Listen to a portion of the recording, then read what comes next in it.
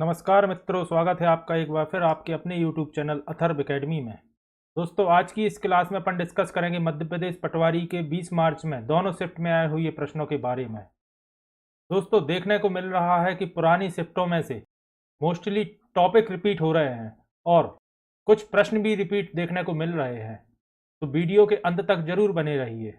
आज की क्लास आपको आपके आने वाले एग्जाम के लिए बहुत ही उपयोगी साबित होगी। सबसे पहले देखते हैं दोस्तों जी के जीएस वाला पोर्शन। तो इसमें प्रश्न आया था, मध्य प्रदेश का दक्षिणतम जिला कौन सा है। तो जैसा कि आपने मध्य प्रदेश भौगोलिक स्थिति वाले क्लास में देखा होगा, मध्य प्रदेश का दक्षिणतम जिला बुरहानपुर है, जिसे दक्षिण भारत का प्रवेश द्वार के नाम से भी जाना जाता है। फिर प्रश्न आया था, मध्य प्रदेश में किस जिले में चतुर्भुज मंदिर स्थित है। दोस्तों, इसका जवाब होगा ग्वालियर। ग्वालियर जिले में चतुर्भुज मंदिर स्थित है। दोस्तों, यह दोनों प्रश्न दोपहर यानी कि शाम की शिफ्ट में आए थे। फिर प्रश्न था, शारदा माता का मंदिर मध्य प्रदेश में कहाँ स्थित है। दोस्तों, यह फर्स्ट शिफ्ट में आया था और जैसा कि आप सभी जानते होंगे, मैहर में शारदा माता का मंदिर स्थित है, लेकिन ऑप्शन में दोस्तों जिले का नाम दिया था सतना। मैहर सतना जिले के अंतर्गत आता है। साथ ही मैं आपको बताना चाहूंगा, मैहर और चित्रकूट, इसे मैंने एक क्लास में बोला भी था कि याद रखिएगा, मैहर एवं चित्रकूट दोनों सतना जिले के अंतर्गत आते हैं। अगर बात की जाए मैहर की, तो मैहर में शारदा माता का मंदिर एवं गोला मठ भी मैहर में ही स्थित है, तो इसे भी याद रखिएगा। गोला मठ भी पहले कई एग्जाम में पूछा जा चुका है। साथ ही प्रश्न आता है, अलाउद्दीन खां का मकबरा कहाँ स्थित है। तो मकबरा भी दोस्तों मैहर में ही स्थित है और अलाउद्दीन खां समारोह का आयोजन भी मैहर में ही होता है। फिर प्रश्न था, मध्य प्रदेश में राम जी ने अपना वनवास सर्वाधिक कहां व्यतीत किया। तो दोस्तों, 14 वर्ष के वनवास में से 12 वर्ष राम जी ने सतना जिले के चित्रकूट में व्यतीत किए थे। चित्रकूट जो कि मंदाकिनी नदी के तट पर स्थित है और अनसुईया आश्रम भी चित्रकूट में ही स्थित है। साथ ही रामायण संग्रहालय के बारे में भी प्रश्न आता है, तो रामायण संग्रहालय भी चित्रकूट में ही स्थित है। तो इन फैक्ट्स को भी दोस्तों याद रखिएगा, क्योंकि सेम टॉपिक से प्रश्न रिपीट हो रहे हैं। कल प्रश्न आया था कि चित्रकूट किस नदी के तट पर है, और आज प्रश्न आया कि राम जी ने समय वनवास कहां व्यतीत किया था। फिर प्रश्न था, 2011 की जनगणना के अनुसार मध्य प्रदेश के किस जिले की साक्षरता दर सबसे अधिक है। दोस्तों, इसका सही जवाब होगा जबलपुर। जबलपुर की साक्षरता दर सर्वाधिक है मध्य प्रदेश, जो कि 81.1% है। साथ ही कुछ और पॉइंट्स भी याद रखिएगा। अगर न्यूनतम पूछा जाए तो याद रखिएगा, अलीराजपुर की साक्षरता दर मध्य प्रदेश में सबसे कम है, जो कि 36.1% है। और अलीराजपुर का ही दोस्तों नाम याद रखिएगा, क्योंकि ओवरऑल साक्षरता दर भी सबसे कम है। पुरुष साक्षरता दर अगर पूछी जाए तो वह भी कम है, महिला साक्षरता दर भी पूछी जाए तो वह भी अलीराजपुर ही है।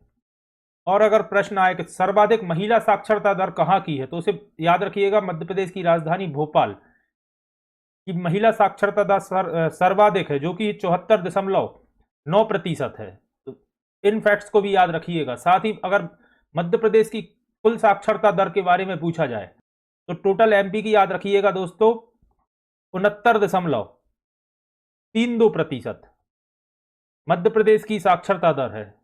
तो इन टॉप फैक्ट्स को भी दोस्तों याद रखिएगा, हो सकता है आपके एग्जाम में इनके बारे में पूछ लिया जाए। फिर प्रश्न था, एक सेकंड दोस्तों, इसे क्लीन कर दूं मैं। तवा नदी बांध पर जाने के लिए कौन से जिले से होकर गुजरना पड़ेगा। तो दोस्तों, तवा नदी के बांध पर जाने के लिए नर्मदापुरम जिले से होकर गुजरना पड़ेगा। वहीं अगर बात की जाए तवा नदी बांध की, तो यह मध्य प्रदेश का सबसे लंबा बांध है, जिसकी कुल लंबाई 1322 मीटर है। साथ ही पॉइंट याद रखिएगा दोस्तों, तवा नदी बांध सतपुड़ा राष्ट्रीय उद्यान एवं बोरी अभ्यारण्य की पश्चिमी सीमा बनाती है। तो अगर प्रश्न आए कि बोरी अभ्यारण्य की पश्चिमी सीमा कौन सा बांध बनाता है, तो तवा नदी बांध। या प्रश्न आए कि सतपुड़ा राष्ट्रीय उद्यान की पश्चिमी सीमा कौन सा बांध बनाता है, तो याद रखिएगा तवा नदी बांध। फिर प्रश्न था, रावण की पत्नी मंदोदरी का संबंध मध्य प्रदेश के किस जिले से है। तो दोस्तों, पौराणिक मान्यताओं के अनुसार मंदोदरी का जन्म, या कह सकते हैं मंदोदरी का घर, मध्य प्रदेश के मंदसौर जिले में था। तो मंदोदरी का संबंध मध्य प्रदेश के मंदसौर जिले से है और इसका पौराणिक नाम दसपुर था और मान्यता के अनुसार दशानन यानी कि रावण के नाम पर इसका प्राचीन नाम दसपुर रखा गया था। मंदसौर जो कि शिवना नदी के तट पर स्थित है। मंदसौर से जिले से भी दोस्तों डेली प्रश्न देखने को मिल रहा है। साथ ही याद रखिएगा पशुपतिनाथ का मंदिर जो कि अष्टमुखी शिवलिंग है, मंदसौर जिले में ही शिवना नदी के तट पर स्थित है। तो ये पॉइंट्स भी दोस्तों याद रखिएगा। फिर प्रश्न था पांडवों ने अज्ञातवास के समय मध्य प्रदेश में कहां समय व्यतीत किया था। दोस्तों ऐसा माना जाता है कि पचमढ़ी का नाम पांडवों के नाम पर रखा गया और पचमढ़ी में ही पांडव गुफा भी स्थित है। तो इसका सही विकल्प होगा पचमढ़ी। और प्रश्न आया था मध्य प्रदेश के संदर्भ में, बाकी मैं आपको बताना चाहूंगा। पांडवों ने अपना अज्ञातवास मत्स्य प्रदेश की राजधानी विराटनगर में अपना अज्ञातवास का समय व्यतीत किया था। तो विराटनगर दोस्तों वर्तमान कोरबा वाला जो छत्तीसगढ़ का जिला है ना, कोरबा वाला क्षेत्र कहलाता है, लेकिन मध्य प्रदेश के संदर्भ में प्रश्न आया था और ऑप्शन में पचमढ़ी था, तो इसका सही जवाब पचमढ़ी होगा। वहीं अगर पचमढ़ी की बात की जाए तो पचमढ़ी के बारे में अपन ने काफी डिटेल्स में डिस्कस किया है, फिर भी मैं आपको याद दिलाना चाहूंगा। बी फॉल, अप्सरा फॉल, यह जलप्रपात पचमढ़ी में है। मध्य प्रदेश की सबसे ऊंची चोटी धूपगढ़ जिसकी हाइट 352 मीटर है और महादेव पर्वत श्रेणी पर स्थित है, वह भी पचमढ़ी में स्थित है। और मध्य प्रदेश का पहला बायोस्फीयर रिजर्व भी पचमढ़ी है। तो इन फैक्ट्स को भी याद रखिएगा। फिर प्रश्न था बुरहानपुर में किसका मकबरा था। दोस्तों बुरहानपुर में मुमताज महल का मकबरा था और ताजमहल के निर्माण के पहले मुमताज को बुरहानपुर मकबरे में ही दफनाया गया था और उसके बाद बुरहानपुर के बाद ताजमहल में मुमताज महल को दफनाया गया। तो इन फैक्ट्स को भी याद रखिएगा। फिर प्रश्न था मध्य प्रदेश का सबसे कम साक्षरता दर वाला जिला कौन सा है। दोस्तों सेम टॉपिक से प्रश्न रिपीट होते हैं और यह दोनों प्रश्न एक ही शिफ्ट में आए हैं। तो सबसे कम साक्षरता दर वाला दोस्तों अलीराजपुर, याद रखिएगा। फिर प्रश्न था मध्य प्रदेश का पहला बायोस्फीयर रिजर्व कौन सा है। दोस्तों पचमढ़ी। ये दोनों प्रश्न भी दोस्तों सेम टॉपिक के हैं जो कि सुबह वाली शिफ्ट में आए थे। वहीं मध्य प्रदेश में कुल 3 बायोस्फीयर रिजर्व है। पहला पचमढ़ी था जिसे भारत सरकार द्वारा वर्ष 1999 में आरक्षित क्षेत्र और बायोस्फीयर रिजर्व घोषित किया और वर्ष 2009 में पचमढ़ी को यूनेस्को ने बायोस्फीयर रिजर्व घोषित किया। तो ये 2 ईयर भी याद रखिएगा। उसके बाद पचमढ़ी के बाद अचानकमार अमरकंटक को 2005 में बायोस्फीयर रिजर्व घोषित किया गया और पन्ना नेशनल पार्क को 2011 में बायोस्फीयर रिजर्व घोषित किया गया। तो याद रखिएगा दोस्तों, आज के में पचमढ़ी का पूछा है, हो सकता है पन्ना या अचानकमार अमरकंटक के बारे में अगले उसमें पूछ लें।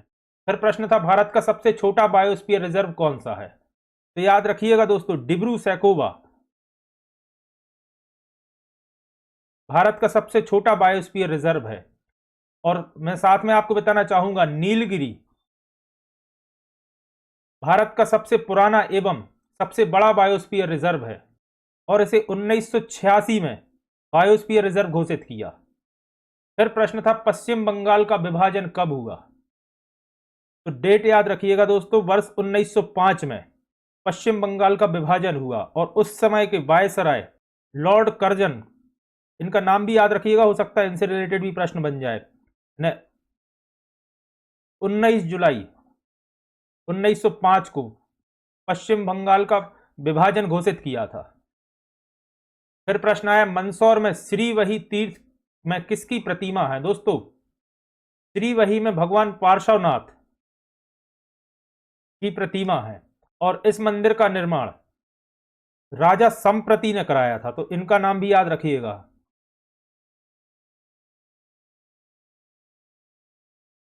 फिर प्रश्न था राफेल नडाल ने किसको हराकर ऑस्ट्रेलिया ओपन 2022 जीता। दोस्तों राफेल नडाल जो कि स्पेन के टेनिस खिलाड़ी हैं, इन्होंने डैनियल मेदवेदेव को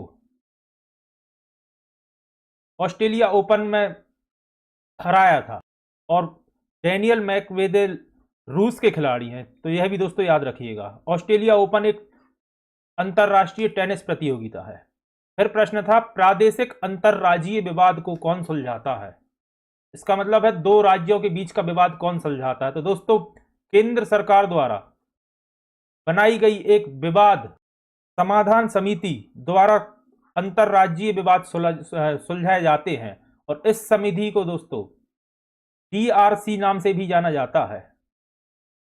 फिर प्रश्न था एक्साइज ड्यूटी कौन सा कर है। दोस्तों एक्साइज ड्यूटी एक अप्रत्यक्ष कर है।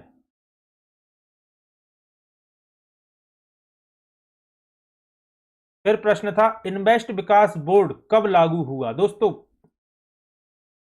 इसे भारतीय प्रतिभूति एवं विनिमय बोर्ड के नाम से भी जाना जाता है, जिसे अपन इंग्लिश में सेबी कहते हैं। और यह दोस्तों 29 अक्टूबर वर्ष 2002 में लागू हुआ। फिर प्रश्न आया था जोड़ी बनाने के लिए, तो मैंने जोड़ी बना दी है, तो आंसर इसका यही है। बंगाल विभाजन 1905, भारतीय राष्ट्रीय कांग्रेस 1885, वर्साय संधि 1919 और बक्सर का युद्ध 1764। और दोस्तों इस शिफ्ट में यह देखने को मिला है कि सेम टॉपिक से 2 या 3 क्वेश्चन आए। जैसे बंगाल विभाजन कब हुआ था ऊपर पूछा, फिर यहाँ जोड़ी बनाने के लिए पूछा।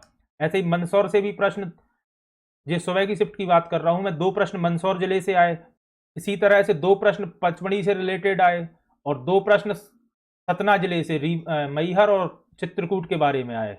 और इसी तरह से शाम की शिफ्ट में भी पानीपत की लड़ाई से संबंधित 2 से 3 प्रश्न आए, उन्हें भी अपन डिस्कस कर लेते हैं। फिर प्रश्न था चंद्रशेखर आजाद गुफाएं कहाँ स्थित हैं। दोस्तों चंद्रशेखर आजाद गुफाएं टीकमगढ़ जिले में स्थित हैं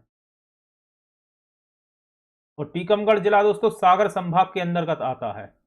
फिर प्रश्न था पानीपत का प्रथम युद्ध कब हुआ। दोस्तों यह सेकंड शिफ्ट का प्रश्न है, तो याद रखिएगा पानीपत का प्रथम युद्ध बाबर एवं इब्राहिम लोदी के मध्य वर्ष 1526 में हुआ। और मैंने अपनी एक एनालिसिस वाली वीडियो में भी पानीपत के तीनों युद्ध के बारे में डिटेल में बताया है, और इतिहास यानी कि हिस्ट्री वाली क्लास में भी पानीपत के तीनों युद्धों के बारे में बताया है। फिर प्रश्न था चित्रकूट किस नदी के किनारे स्थित है। दोस्तों यह कल यानी कि 19 तारीख वाले एग्जाम में भी पूछा गया था और आज फिर यह प्रश्न रिपीट हो गया। चित्रकूट मंदाकिनी नदी के तट पर स्थित है। फिर प्रश्न था संविधान में प्रक्रिया संकल्पना को किस देश से लिया गया है। दोस्तों इसका सही जवाब होगा जापान। जापान से दोस्तों प्रक्रिया संकल्पना को लिया गया है। साथ ही मैं आपको कुछ पॉइंट्स और बता देता हूं।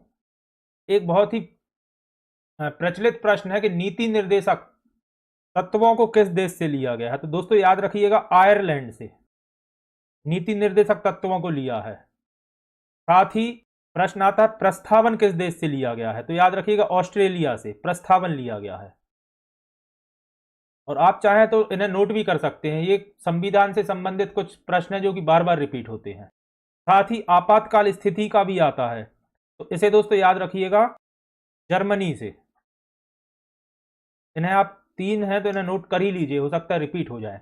फिर प्रश्न था झूलन गोस्वामी का संबंध किस खेल से है। 1 मिनट दोस्तों इसे मैं क्लियर कर दूं। झूलन गोस्वामी जैसा कि आप जानते हैं भारतीय क्रिकेट टीम में खेलती हैं और बॉलर हैं, तो इसका सही जवाब होगा क्रिकेट। और यह पश्चिम बंगाल की खिलाड़ी है, मतलब पश्चिम बंगाल की रहने वाली खिलाड़ी हैं, भारतीय वुमेन्स क्रिकेट टीम में खेलती हैं।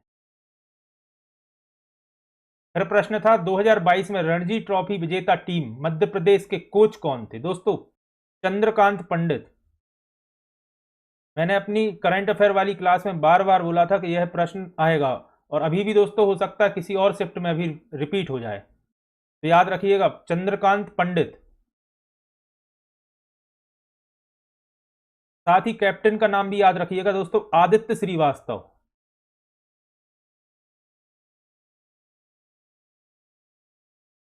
मध्य प्रदेश रणजी के कैप्टन हैं। और अगर 2023 के बारे में आए, 2023 का भी मुकाबला हो चुका है कि किसने जीता, तो दोस्तों याद रखिएगा सौराष्ट्र की टीम, सौराष्ट्र यानी गुजरात की टीम ने। ऑप्शन में आपको सौराष्ट्र ही देखने को मिलेगा। फिर प्रश्न था शून्य की खोज कहां हुई थी। दोस्तों इसके ऑप्शंस के बारे में तो जानकारी नहीं है, बाकी शून्य की खोज के बारे में अलग अलग तथ्य हैं। जैसे कि कई जगह आपको ग्वालियर भी मिलेगा, उज्जैन भी मिलेगा, कलकत्ता भी मिलेगा, जो कि आर्यभट्ट ने की थी शून्य की खोज। तो डिपेंड करता है कि ऑप्शन क्या दिया था इसमें। फिर प्रश्न था, निम्न में से किसे भूकंप का उद्गम बिंदु के रूप में जाना जाता है? तो दोस्तों इसे भूकंपीय केंद्र के नाम से जाना जाता है, भूकंप का उद्गम केंद्र। फिर प्रश्न था, मध्य प्रदेश का पहला शैलाश्रय कहां पर स्थित है? दोस्तों भीमबेटका की गुफाएं, जो कि रायसेन जिले में है। मध्य प्रदेश नहीं, भारत का पहला शैलाश्रय है। और भीमबेटका की गुफाएं दोस्तों वर्ष 2003 में इन्हें यूनेस्को की वर्ल्ड हेरिटेज साइट यानी कि विश्व धरोहर की सूची में शामिल किया गया है। साथ ही मैं आपको याद दिलाना चाहूंगा, इसकी खोज PS विष्णु वाकरकर जी ने वर्ष 1957 में की थी। तो इन पॉइंट्स को दोस्तों लिखते चलिए, क्योंकि हो सकता है टॉपिक सेम हो रहे हैं तो रिपीट हो जाए, इनमें से कोई क्वेश्चन आपसे पूछ लिया जाए। और ये पानीपत का देखिए, ऊपर पूछा था पहला कब हुआ था, और सेम शिफ्ट में पूछा गया पानीपत का प्रथम युद्ध किसके बीच हुआ। तो दोस्तों याद रखिएगा, बाबर एवं इब्राहिम लोधी। दोस्तों मैं आपको तीनों पानीपत के युद्ध के बारे में बता देता हूं। पहला बाबर और इब्राहिम लोधी के बीच 21 अप्रैल 1526 को हुआ था। और वहीं दूसरा युद्ध अकबर और हेमू, जिसे हेमचंद विक्रमादित्य के नाम से भी जाना जाता था, 5 नवंबर 1556 सन में हुआ था। वहीं अगर तीसरे युद्ध की बात की जाए तो दोस्तों अहमद शाह अब्दाली और मराठों के बीच हुआ था। आपको अहमद शाह अब्दाली की जगह कई जगह अफगान भी लिखा मिल सकता है। और मराठा सेना का नेतृत्व कर रहे थे सदाशिवराव पेशवा। तो ये भी याद रखिएगा, और इसका डेट याद रखिएगा, 14 जनवरी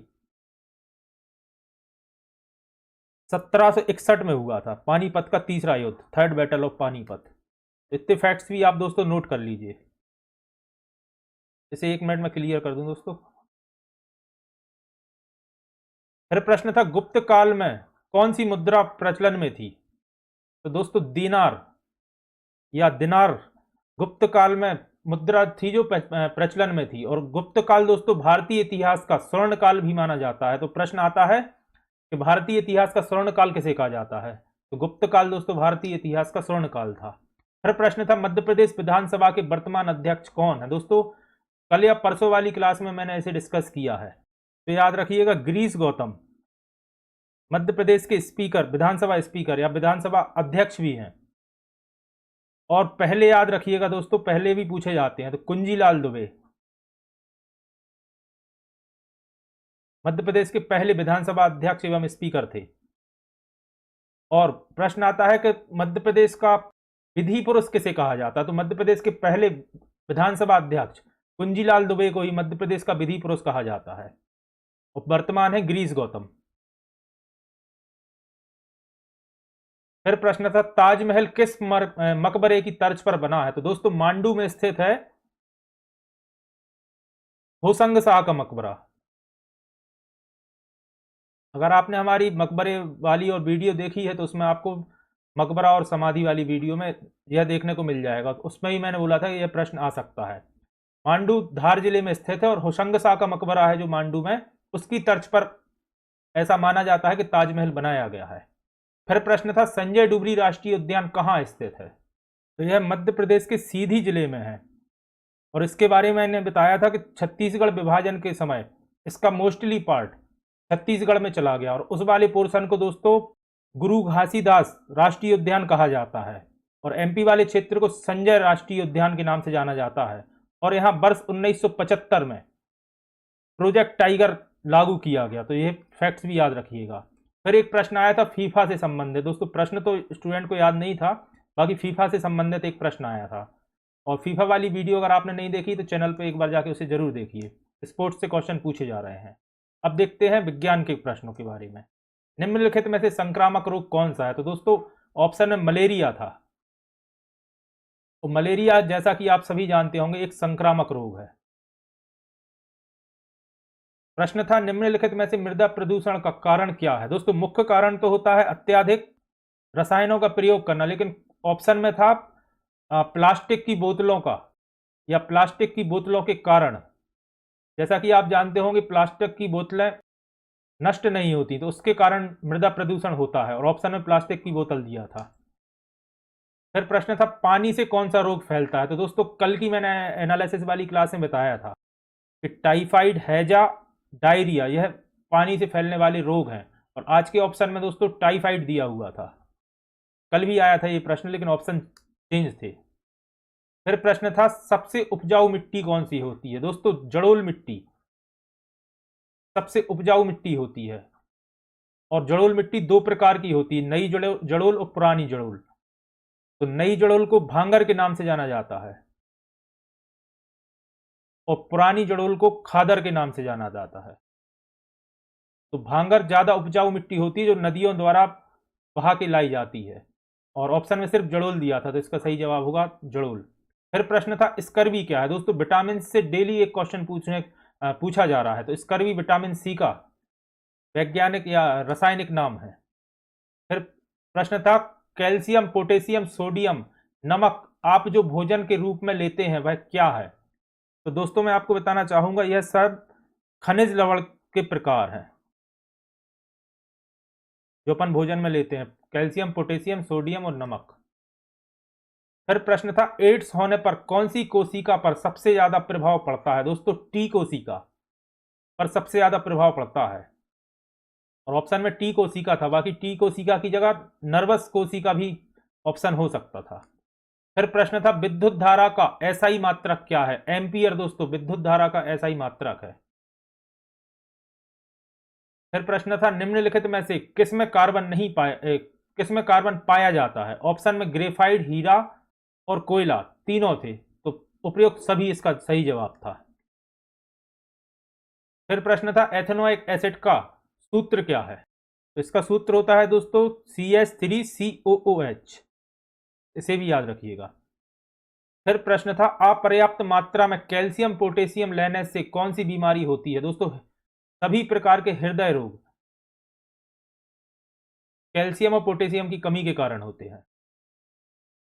फिर प्रश्न था कैल्शियम कार्बोनेट का रासायनिक सूत्र क्या है। दोस्तों CaCO3, ये तो खैर आप लोग जानते होंगे, कैल्शियम कार्बोनेट का रासायनिक सूत्र है। फिर प्रश्न था निम्नलिखित में से सबसे अधिक मात्रा में विटामिन सी किसमें पाया जाता है। दोस्तों ऑप्शन में आंवला था, और वैसे भी आंवला में ही सर्वाधिक मात्रा में विटामिन सी पाया जाता है, बाकी आंवले के अलावा संतरा और नींबू इनमें ही विटामिन सी पाया जाता है, तो इन्हें भी याद रखिएगा। और गाजर का याद रखिएगा, विटामिन ए गाजर में पाया जाता है। गाजर का भी प्रश्न पहले आ चुका है। अब देखते हैं कंप्यूटर के कुछ प्रश्न। कंप्यूटर में नेटवर्क से संबंधित प्रश्न थे, मेमोरी से थे, जो स्टूडेंट्स को याद नहीं है। और कंप्यूटर का पिता किसे कहा जाता है, who is the father of computer. तो याद रखिएगा दोस्तों चार्ल्स बेबेज को।